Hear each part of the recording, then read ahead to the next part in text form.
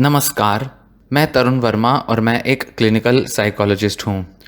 इस वीडियो में आपसे बात करूँगा एक न्यूरोट्रांसमीटर के बारे में जिसका नाम है ग्लूटामेट और ग्लूटामेट का क्या रोल होता है डिप्रेशन और कुछ दूसरे मूड डिसऑर्डर्स में।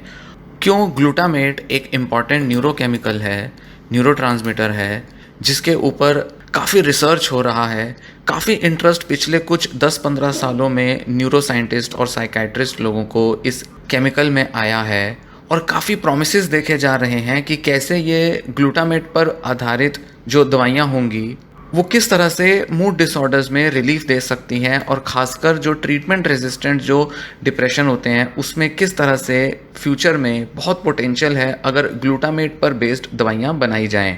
इसी के साथ बताऊंगा कि ग्लूटामेट का हमारे रोज़मर्रा के लाइफ में क्या रोल होता है या हम कैसे रोज़मर्रा के जीवन में कैसे ग्लूटामेट के लेवल्स को बढ़ा सकते हैं। दवाइयों के अलावा किस तरह से कौन सी ऐसी एक्टिविटीज़ हैं जिससे कि ग्लूटामेट के लेवल्स रेगुलेट होते हैं, इस बारे में भी थोड़ी सी जानकारी आपको वीडियो के लास्ट पार्ट में दूंगा। तो आइए अब इस वीडियो को शुरू करते हैं और समझते हैं कि ये ग्लूटामेट केमिकल क्या है और क्या इसकी इम्पोर्टेंस है। ग्लूटामेट एक एक्साइटेटरी न्यूरोट्रांसमीटर है जिसके बहुत सारे रिसेप्टर्स हमारे पूरे सेंट्रल नर्वस सिस्टम में पाए जाते हैं।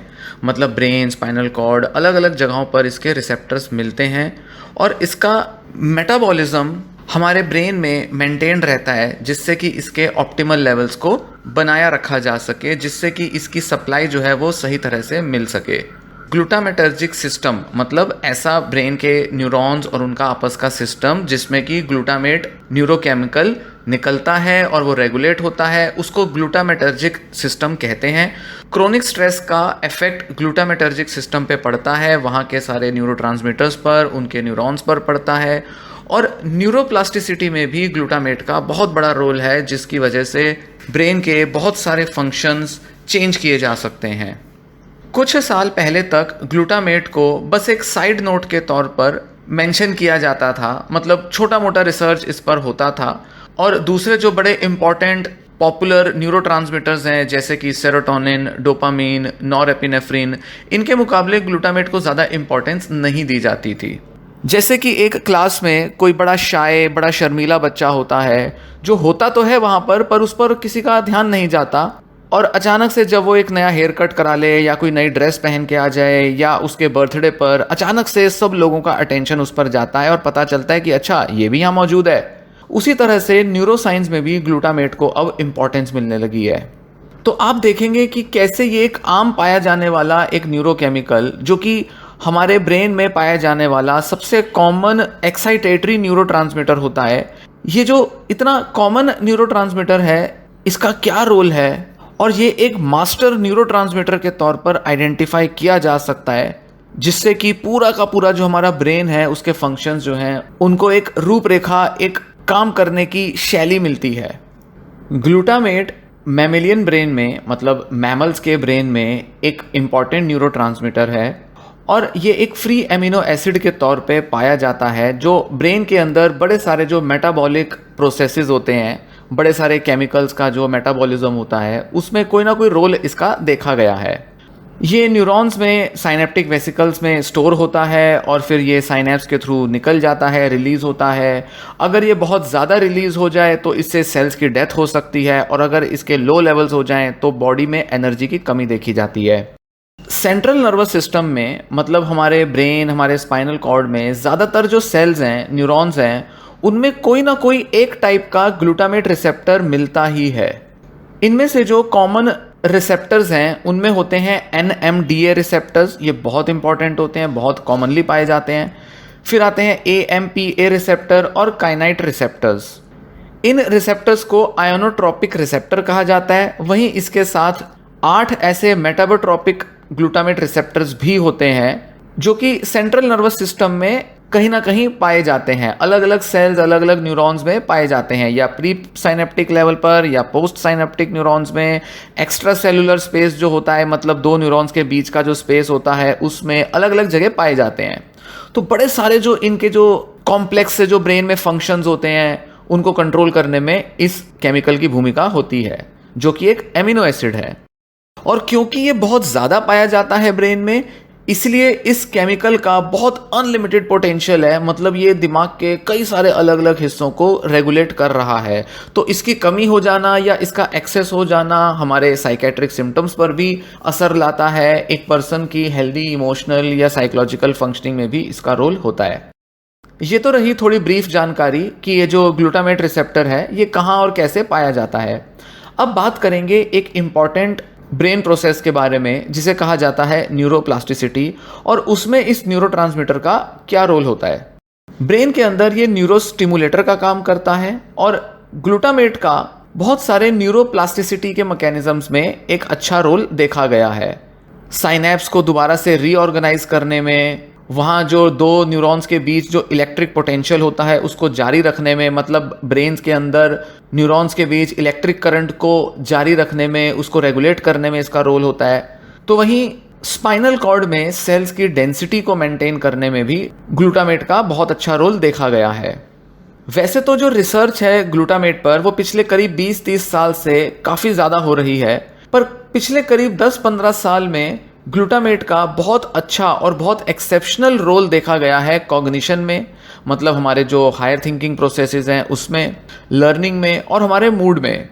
और ये सारे ऐसे फंक्शन हैं जो कि चेंज किए जा सकते हैं, मतलब कि न्यूरोप्लास्टिसिटी की वजह से इन प्रोसेसेस में cognition, learning, mood, emotions, memories, इन सब में जो बदलाव आते हैं, जिसमें कि एक पर्सन अपने एनवायरनमेंट के साथ, अपने एनवायरनमेंट में होने वाले स्ट्रेसर्स के साथ एडजस्ट करता है, अडेप्ट करता है। तो जब ये अडेप्टेशन होती है तो कॉग्निशन में, मूड में चेंजेस आते हैं। तो इसमें जो न्यूरोप्लास्टिक चेंजेस होते हैं उसमें ग्लूटामेट का रोल होता है। ग्लूटामेट के लेवल्स में इम्बैलेंस होने की वजह से ये जो साइकोलॉजिकल फंक्शंस हैं ये ठीक से काम नहीं कर पाते, और इस वजह से एक पर्सन अपने एनवायरनमेंट में अडेप्ट नहीं कर पाता, और न्यूरोप्लास्टिसिटी की वजह से वो बहुत ही पुअरली अडेप्ट करता है, जिससे कि उसका ब्रेन नॉर्मली फंक्शन नहीं कर पाता।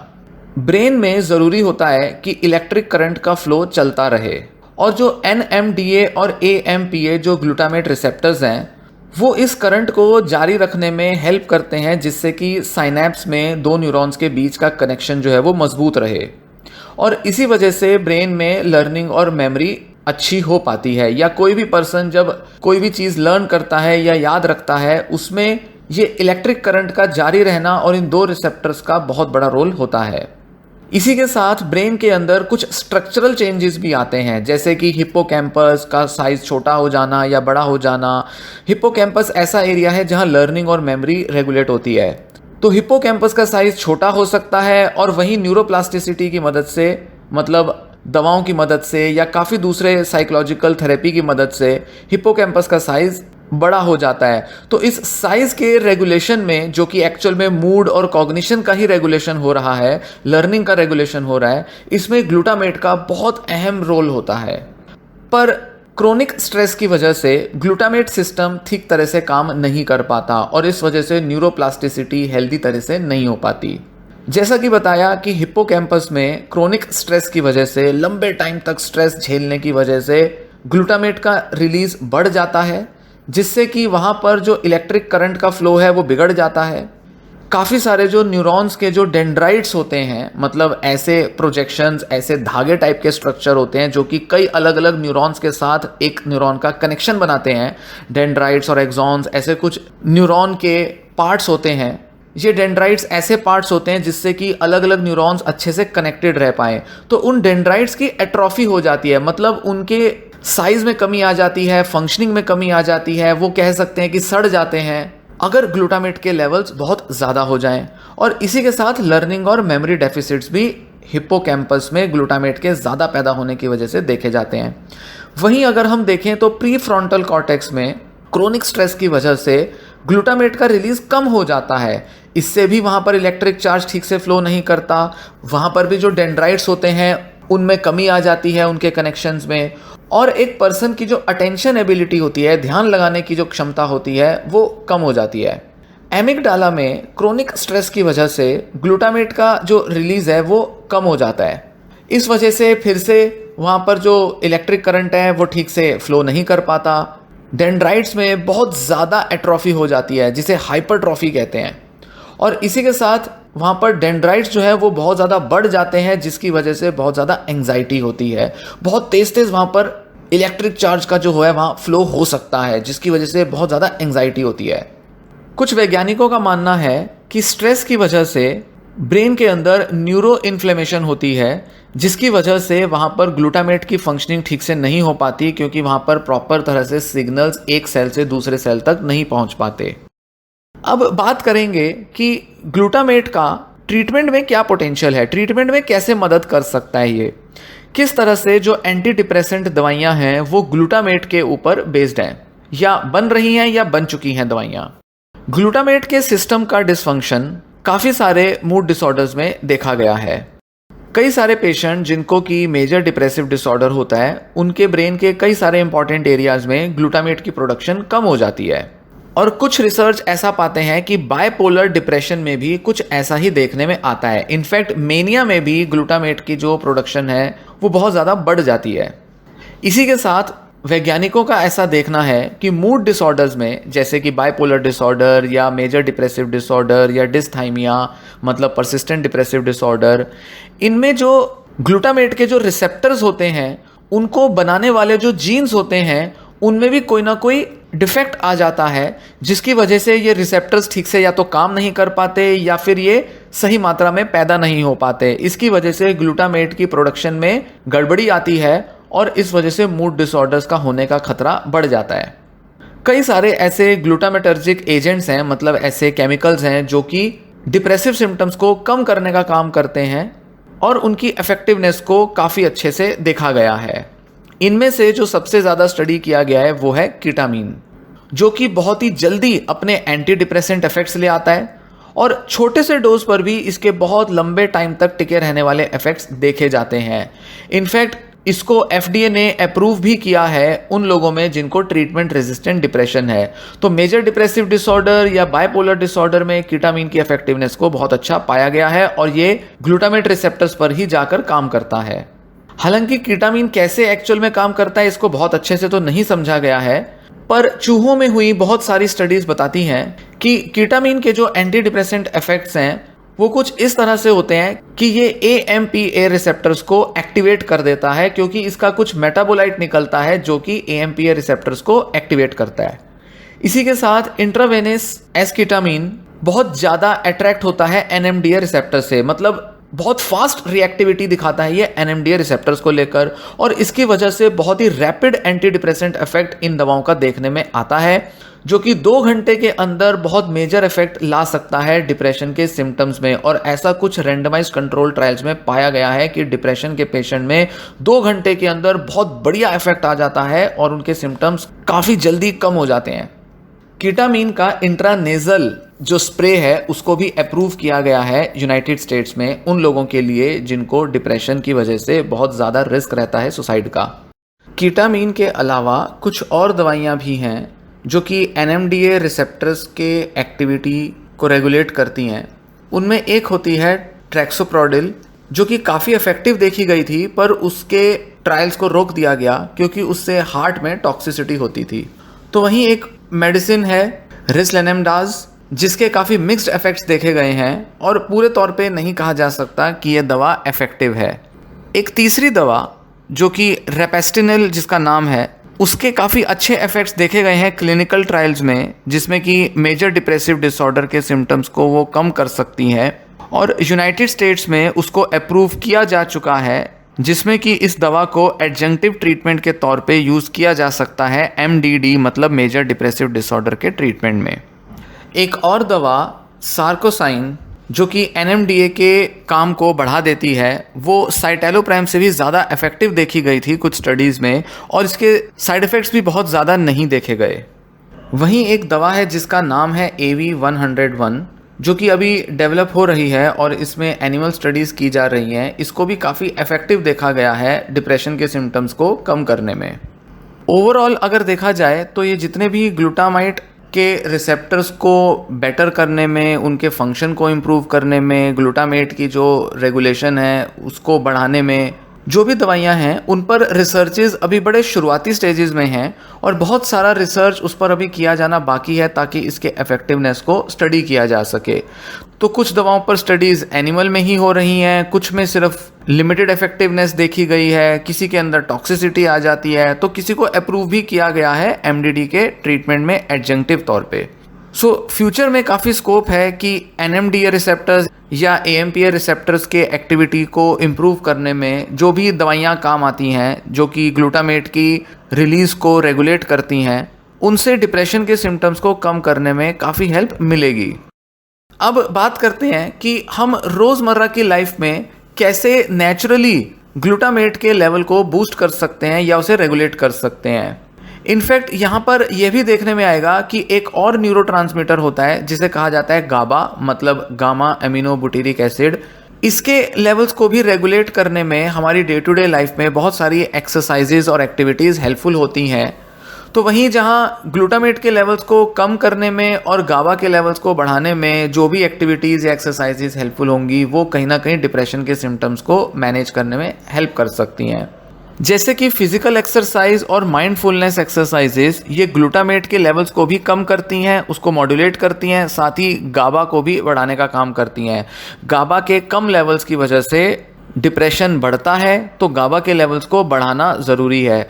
तो वहीं क्रोनिक स्ट्रेस की वजह से आया डिप्रेशन, जो कि हमने जैसे पहले बात की कि ब्रेन के अलग अलग हिस्सों में कहीं पर तो ग्लूटामेट के लेवल्स बढ़ जाते हैं तो कहीं पर लेवल्स कम हो जाते हैं, जिसकी वजह से डिप्रेशन सिम्टम्स आते हैं। तो उन एरियाज़ में ग्लूटामेट की एक्टिविटी को रेगुलेट करने में काफ़ी सारी एक्सरसाइजेज, खासकर की physical exercise, mindfulness, meditations helpful होती हैं जिससे कि ब्रेन के फंक्शंस को नॉर्मलाइज किया जा सके। फिजिकल एक्सरसाइज से ग्लूटामेट और गाबा दोनों के लेवल्स बढ़ते हैं। स्पेशली एमिगडाला में और प्री फ्रंटल कॉर्टेक्स में ग्लूटामेट के लेवल्स के बढ़ने से डिप्रेशन कम होता है, जिससे कि एनर्जी ज़्यादा आती है और एक पर्सन ज़्यादा फोकस्ड और ज़्यादा अटेंटिव फील करता है। और साथ ही गाबा के लेवल्स बढ़ने से साइकोलॉजिकली एक पर्सन ज़्यादा काम, रिलैक्स्ड फील करता है और एंजाइटी कम होती है। तो जहाँ ग्लूटामेट अटेंशन को बढ़ा रहा है, एनर्जी बढ़ा रहा है, वहीं गाबा के लेवल्स बढ़ने से एंजाइटी कम होती है। एडल्ट रैट्स में कुछ स्टडीज़ की गई जिनमें बताया कि उनको भगाने से, जब बहुत ज़्यादा उनको किसी मशीन में भगाया गया तो उनके ब्रेन में कुछ न्यूरॉन्स दोबारा से बनने लगे। कुछ एनडीएमए रिसेप्टर्स के जो जीन्स थे उनकी एक्सप्रेशन बढ़ गई, जिसकी वजह से उनकी मेमोरी, मूड फंक्शनिंग और लर्निंग में बढ़ावा देखा गया। ब्रेन का एक हिस्सा होता है जो कि काफ़ी सारे साइकोलॉजिकल डिसऑर्डर्स में काफ़ी सिग्निफिकेंट होता है, जिसका नाम होता है एंटीरियर सिंगुलेट जाइरस या एंटीरियर सिंगुलेट कॉर्टेक्स। इस एरिया में केमिकल्स में आने वाला चेंज, न्यूरोट्रांसमीटर्स में आने वाली डिस्टर्बेंस या इम्बैलेंस काफ़ी सारे साइकोलॉजिकल सिम्टम्स ला सकता है। तो ह्यूमंस में जो स्टडीज़ हुई उनमें देखा कि काफ़ी विगरस फिजिकल एक्टिविटी करने से ग्लूटामेट और गाबा के लेवल्स एंटीरियर सिंगुलेट कॉर्टेक्स में बढ़ गए, जबकि वो लोग जो सेडेंटरी एक्टिविटी में ही रहते थे, मतलब बेसिकली कुछ नहीं करते थे, उनके ये लेवल्स काफ़ी कम पाए गए।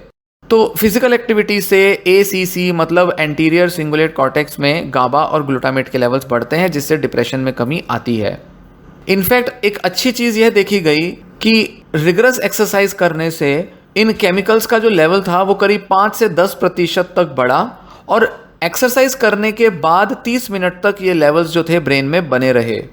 वहीं ऐसा देखा गया कि जिन लोगों ने काफ़ी ज़्यादा एक्सरसाइज की थी पूरे हफ्ते तक, एक और हफ्ते के पास हो जाने के बाद उनके अंदर जो रेस्टिंग लेवल्स जो थे ग्लूटामेट के वो भी ज़्यादा पाए गए। मतलब एक्सरसाइज उन्होंने छोड़ दी, एक हफ्ता बहुत अच्छे से की और फिर एक हफ्ता उन्होंने एक्सरसाइज नहीं की, तो उस दूसरे हफ्ते के एंड में जब ग्लूटामेट के लेवल्स देखे गए तो वो सेडेंटरी एक्टिविटी करने वाले लोगों के मुकाबले जो उसके रेस्टिंग लेवल्स जो थे, रेस्टिंग स्टेट पे जो ग्लूटामेट के लेवल्स थे वो ज़्यादा पाए गए। मतलब उस एक्सरसाइज का इतना बड़ा इफेक्ट आया कि लोगों के दिमाग में जो ग्लूटामेट के लेवल्स थे वो काफ़ी लॉन्ग टर्म तक बढ़ गए, जिसका ओवरऑल इम्पैक्ट उनके डिप्रेशन के लेवल्स को कम करने में देखा गया। तो इन लोगों में जिन्होंने ज़्यादा एक्सरसाइज की थी, काफ़ी देर तक एक्सरसाइज की थी, काफ़ी लंबे टाइम तक देखा गया, उनके डिप्रेशन के जो लेवल्स थे वो भी कम पाए गए, जबकि वो एक्सरसाइज करना छोड़ चुके थे उसके बावजूद भी।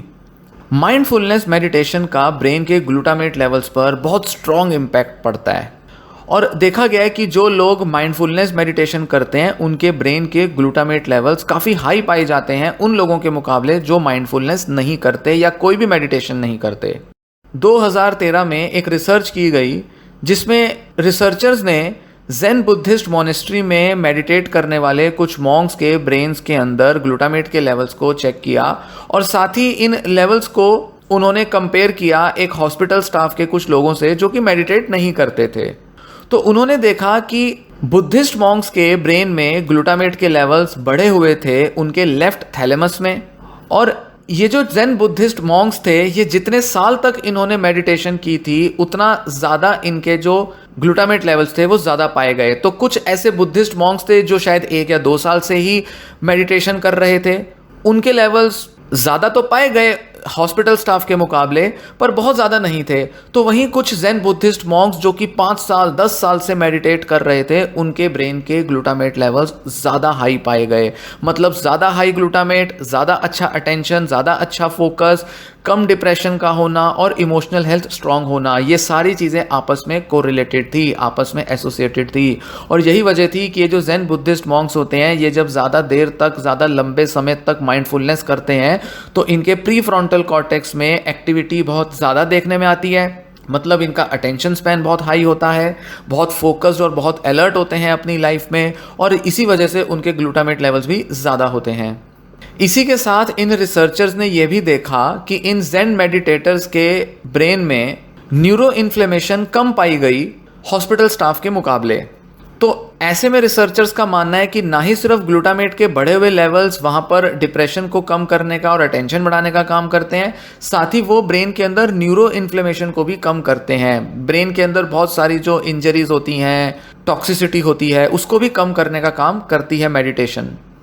तो ये जो पूरी डिस्कशन इस वीडियो में की, उम्मीद है आपको पसंद आई हो। इस पूरे डिस्कशन को अब मैं थोड़ा समराइज करूंगा और आपको बताना चाहूँगा कि जो ग्लूटामेट है वो एक ऐसा केमिकल है जो सेरोटोनिन, डोपामीन, नॉरएपिनेफ्रिन, एंडोर्फिन, इनसे भी ज़्यादा क्रूशियल और ज़्यादा इम्पॉर्टेंट है डिप्रेशन के लेवल्स को कम करने में। इसकी इम्पॉर्टेंस को समझना ज़रूरी है और इसके ऊपर बेस्ड जो दवाइयाँ हैं वो अभी बस बननी शुरू ही हुई हैं।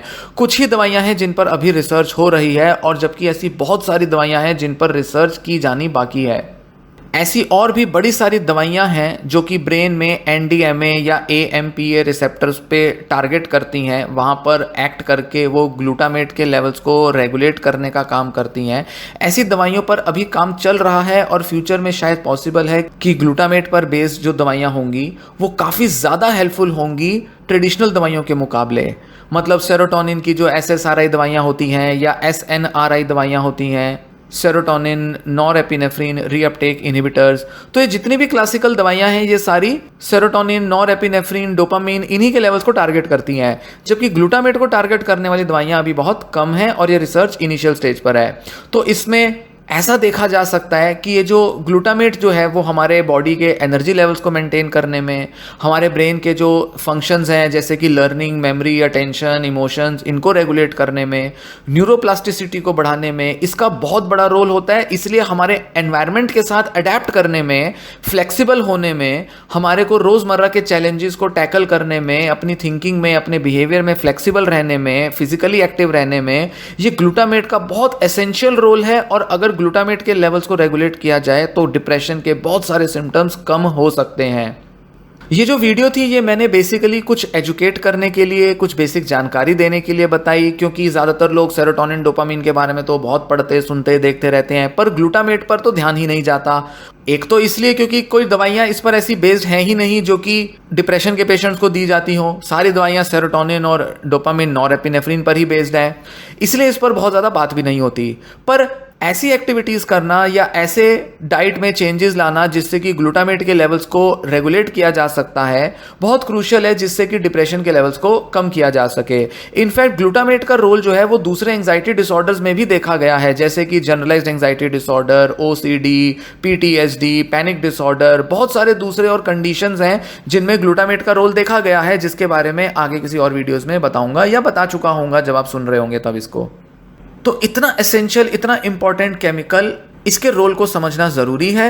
आगे किसी वीडियोस में बताऊंगा कि डाइट से कैसे ग्लूटामेट के लेवल्स में चेंज लाए जा सकते हैं, कौन सी ऐसी फिजिकल एक्सरसाइज या माइंडफुलनेस के अलावा एक्टिविटीज़ हैं जिससे ग्लूटामेट के लेवल्स रेगुलेट होते हैं, ताकि नेचुरल तरीके से डिप्रेशन को, ओसीडी को, एंजाइटी को मैनेज किया जा सके। और क्योंकि ग्लूटामेट को टारगेट करने वाली दवाइयाँ बहुत ज़्यादा अवेलेबल नहीं हैं या ना के बराबर अवेलेबल हैं, इसलिए सिर्फ सेरोटोनिन और डोपामिन की ही दवाइयाँ लेने से जिन लोगों को असर नहीं आ रहा है बहुत ज़्यादा डिप्रेशन के लेवल में कमी लाने में या ओसीडी को कम करने में, उनमें कुछ ऐसी एक्सरसाइजेज या एक्टिविटीज़ बहुत हेल्पफुल हो सकती हैं, या कुछ ऐसे डाइट में चेंजेस लाकर बहुत हेल्प मिल सकती है जिससे कि ग्लूटामेट के लेवल्स अगर रेगुलेट हो जाएं तो उनके इन डिसऑर्डर्स में कमी आ सकती है। तो इसलिए क्योंकि दवाइयां तो है नहीं, तो किसी और रास्ते से, किसी और ऑल्टरनेटिव तरीके से तरीका ढूंढना पड़ेगा, कुछ करना पड़ेगा जिससे कि ग्लूटामेट के लेवल्स मैनेज हों। हालांकि ये नहीं कहा जाएगा कि ग्लूटामेट ही सबसे एसेंशियल है, पर क्योंकि ये सबसे ज़्यादा कॉमनली पाए जाने वाला एक्साइटेटरी न्यूरोट्रांसमीटर है ब्रेन में, जो करीब करीब हर फंक्शन में इसका रोल होता है, इसलिए इसके ऊपर दवा बनना भी ज़रूरी है और इसके लेवल्स को हैंडल करना भी ज़रूरी है। तो इस वीडियो में इतनी ही जानकारी दूंगा फिलहाल। आगे की वीडियोज़ में इस बारे में और डिस्कस करता रहूँगा। वीडियो चैनल के साथ बने रहें, चैनल सब्सक्राइब करें, वीडियो भी लाइक कर लें और वीडियो को शेयर कर लें। यह वीडियो मैं यहीं समाप्त करता हूँ। धन्यवाद।